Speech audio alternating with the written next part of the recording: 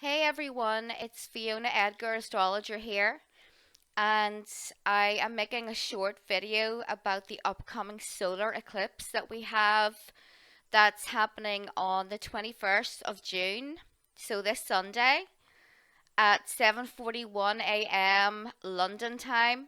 So depending on where you are in the world, it may fall on the 20th of June, so you need to check that out.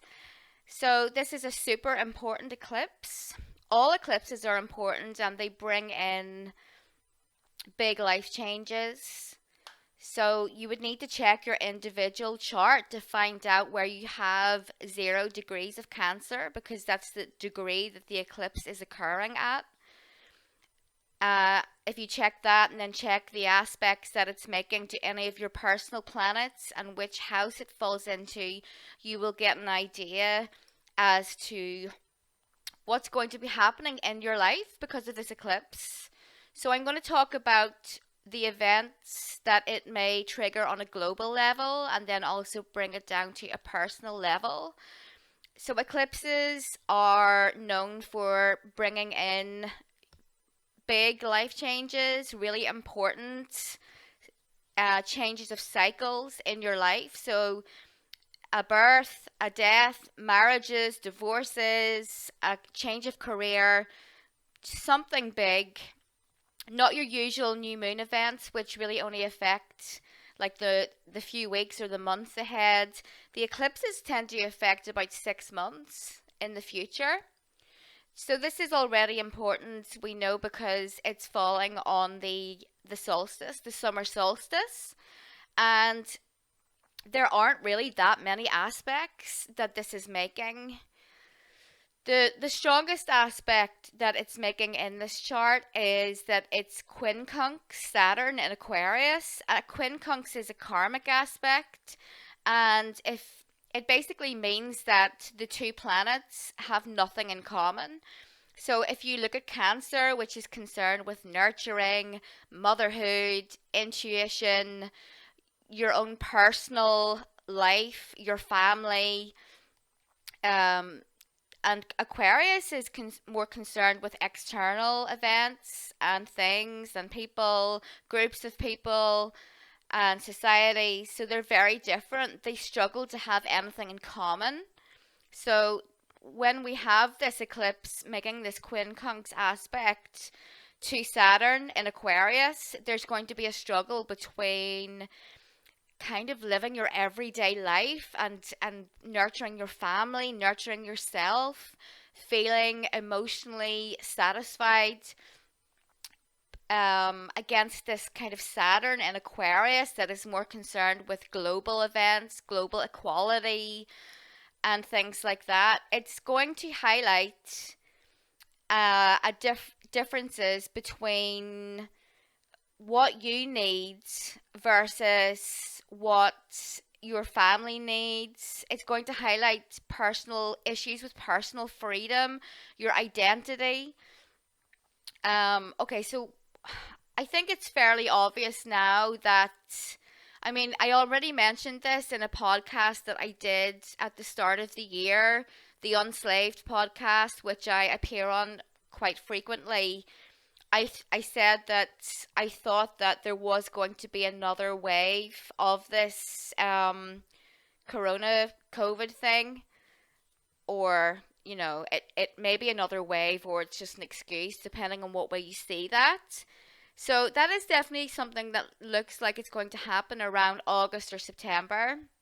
September is also when Mars goes retrograde. Mars in Aries starts to appear to turn backwards through the skies.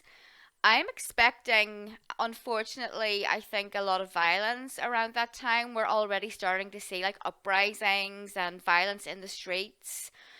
So that's going to increase. I hate to say it, but I would expect to see domestic terrorist attacks in the United States with this kind of Mars retrograde energy in Aries. The same as you had over there before the 2016 election.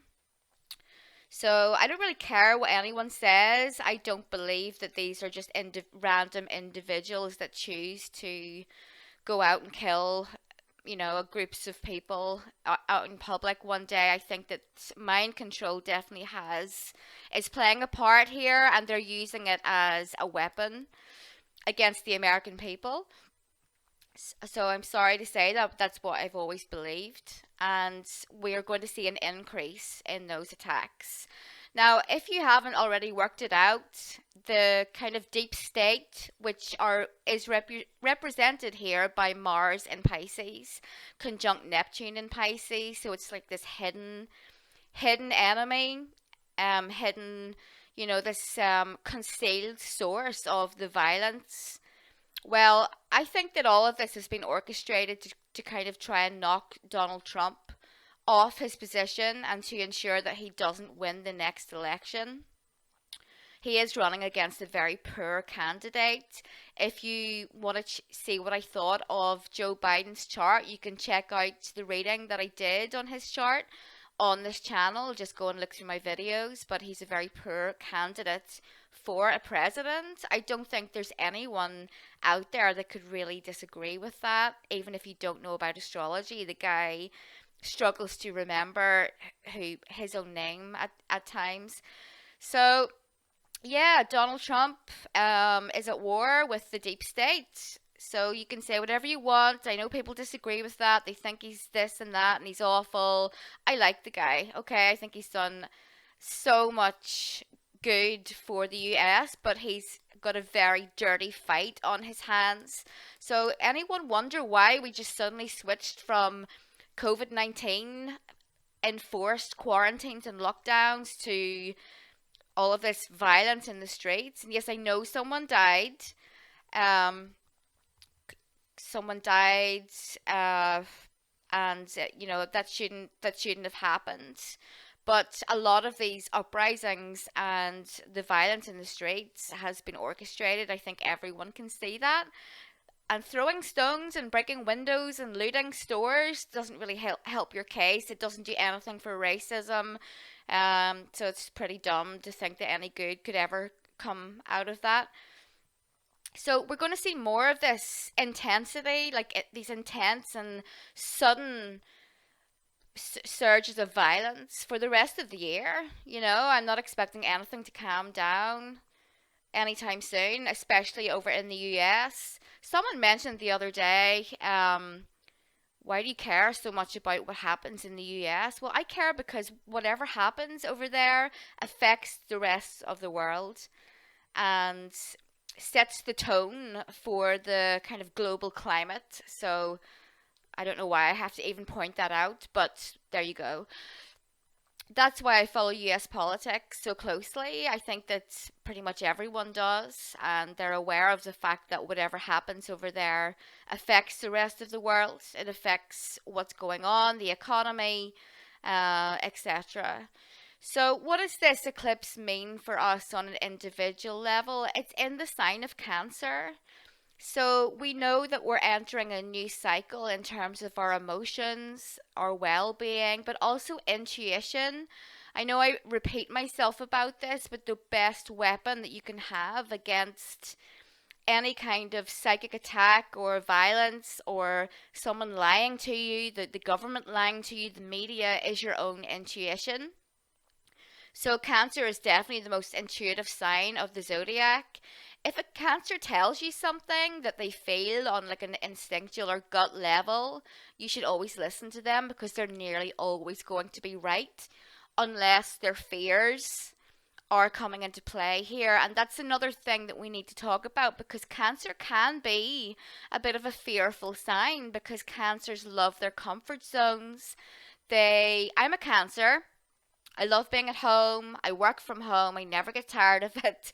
I spend like 90% of my time at home and um I never get bored of it. But if they do start the lockdown thing again, a lot of us are going to be spending more time at home. Cancer is connected to the home. That's another thing to consider. If you don't have anything prepared for that, like you should have a store of food. and anything else that you need in case, when these lockdowns occur again, and I do firmly believe that they will in like a couple of months' time. If there's stuff that's hard for you to get, whatever that you've struggled with in the last lockdown, you need to prepare for that. Most of all, you need to prepare on an emotional level. Cancer is an emotional sign. Whatever it is that brings you emotional comfort, your spirituality, your family, you need to draw strength from that. And Cancer is connected to the family. And I think that one good thing to come out of all of this is that we recognize how important our family members actually are. So if you have older parents and you haven't been able to see them, you understand how difficult that's been. At least in the UK, we're not even allowed to go into their homes. Um, so maybe this is a good thing because it's letting us know that hey, these blood bonds that you have with people are so important and they need to be nurtured. You need to take care of them.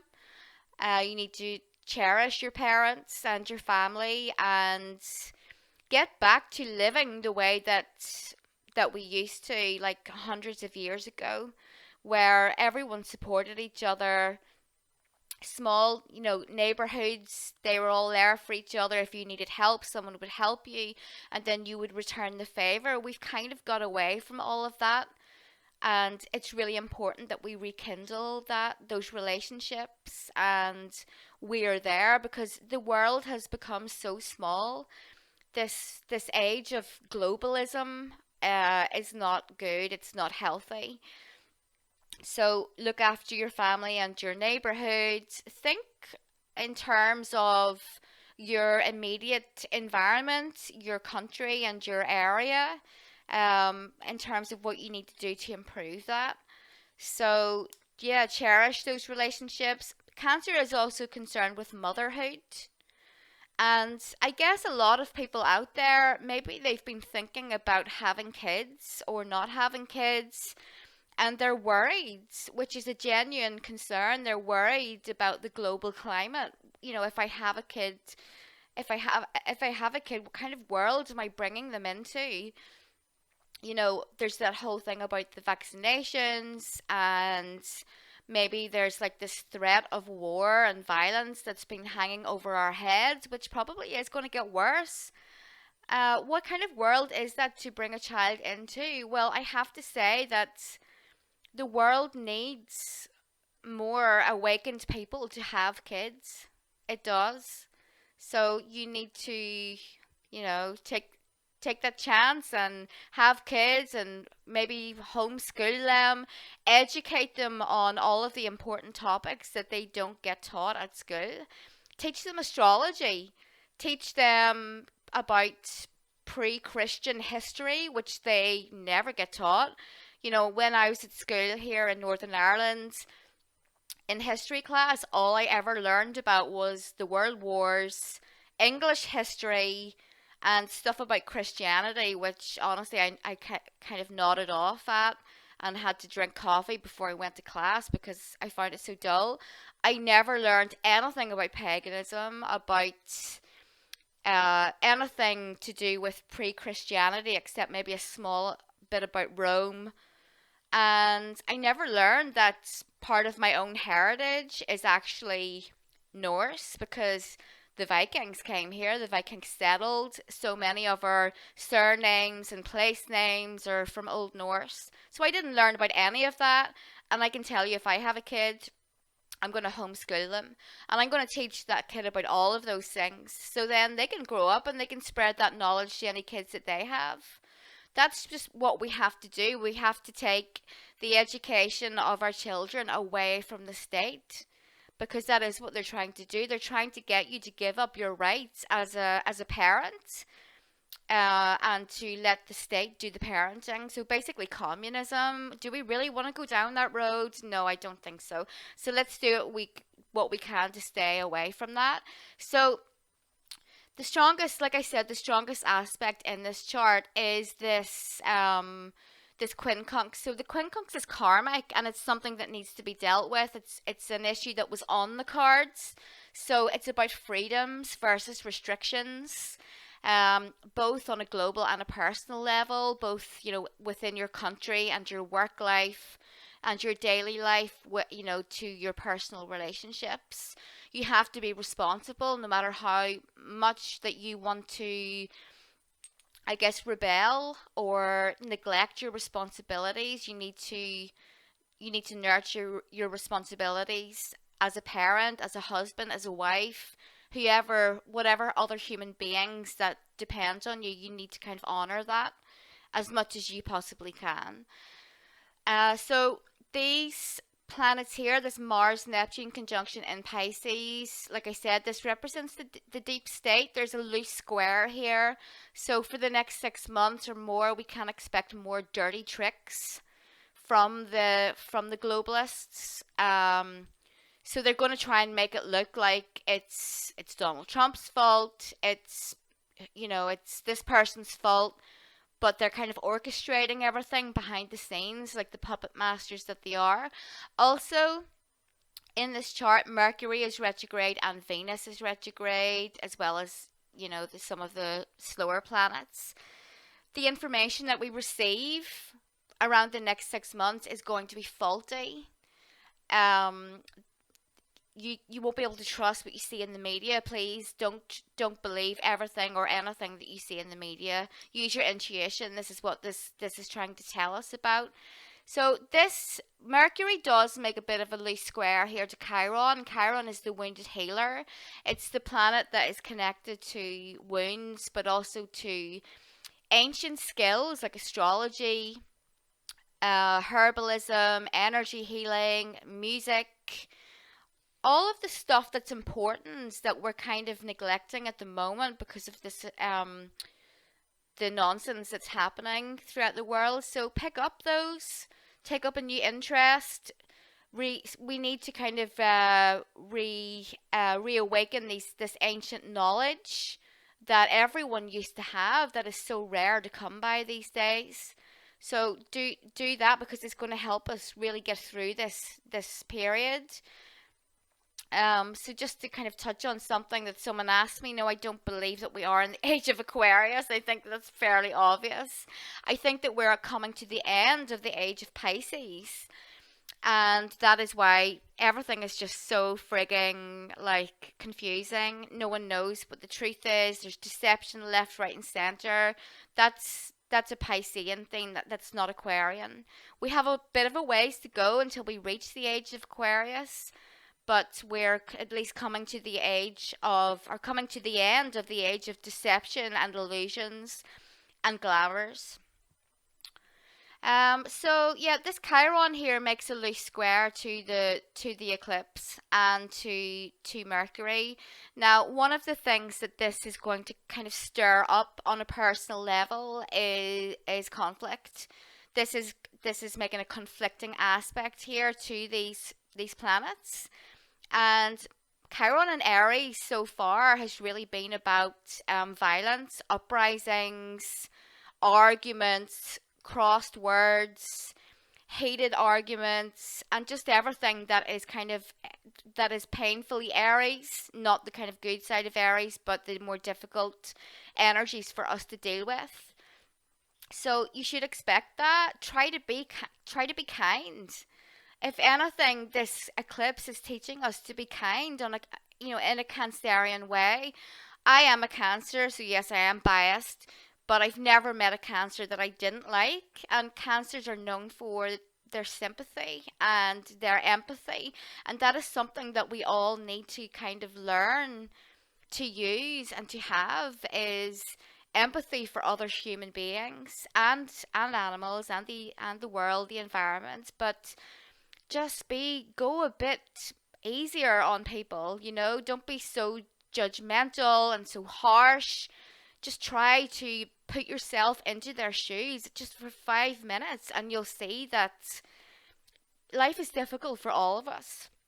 So this eclipse is really trying to show us to be more nurturing and sympathetic and kind, and just be there for other people and just basically stop being an asshole. Don't be cold, don't be nasty, just be warm and try and do all of those things. Yes, I know Cancerians are crabby and irritable and because they're ruled by the moon, their moods change frequently, but most Cancerians are will be there for you when, when everything comes to a head and your friends drop away, your family members don't talk to you, the cancer is going to be there for you. The cancer is going to listen. So that's what we all need to try and do a bit around this eclipse. So that's pretty much it. Obviously, people that are cancers are going to be most affected by this, but also the very early degrees of Capricorn, Libra, and Aries, the late degrees of Gemini. But we will all feel this one, even though this eclipse isn't going to be visible to us in the UK or I think the US or most of Europe. We will still feel it. An important thing to remember is that on eclipses, our physical bodies are going to be really sensitive, especially because the eclipse is in Cancer. Our stomachs are going to be very delicate. Our stomachs will get upset easier. So you have to remember that you need to eat a very clean diet the day before and during and possibly the day after the eclipse. Some people fast on the day of the eclipse. They don't eat because food can have an unexpected effect. And it's nice to have that reset or that cleanse, on that day. But yeah, honestly, the next 6 months are going to be a bit weird. There's going to be a lot of like scary stories in the media, uprisings and weird goings on with the deep state, paying people to shake things up and to incite violence. So yeah, just hang in there. Focus on your family.